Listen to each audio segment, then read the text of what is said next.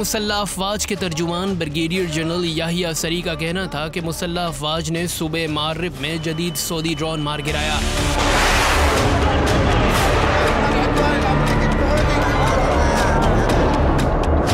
यमनी forces ने CH-14 combat drone को निशाना बनाया। CH-14 ड्रोन मिसाइल दागने और जासूसी दोनों मकासद के लिए इस्तेमाल होता है।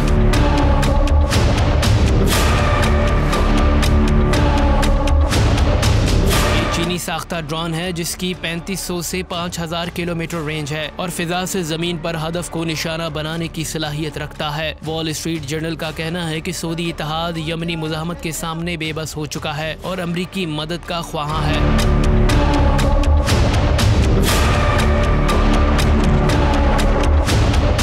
स्ट्रीट जर्नल ने दावा किया कि यमनी फोर्सेस ने सऊदी अरब पर रवां साल में 375 हमले किए। वाज़ेह रहे कि सऊदी इत्तेहाद के खिलाफ यमन गुज़िश्ता 6 सालों से मुज़ाहमत दिखा रहा है और अब यमनी मुजाहिदीन इस पोजीशन में हैं कि सऊदी अरब पर जवाबी हमले कर रहे हैं और सऊदी इत्तेहाद को यमन जंग से जान छुड़ाना मुश्किल हो गया है।